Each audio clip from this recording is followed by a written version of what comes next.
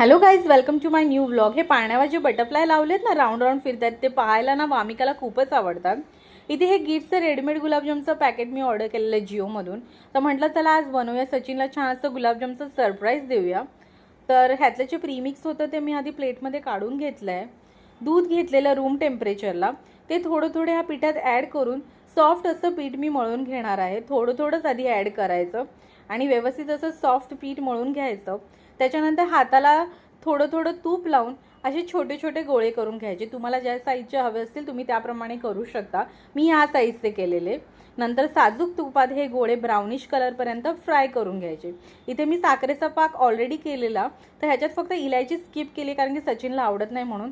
आणि हा जो येल्लो कलर आला आहे तो केसरमुळे आला आहे. तर जे बनवलेले गुलाबजाम आहेत ना, ती मी आता ह्या पाकात घालून घेते. पाकात घालून झाल्यावर ना गुलाबजाम असे काहीसे छान दिसत होते, ब्राउनिश कलरचे. खरंच सॉफ्ट आणि टेस्टी झालेले.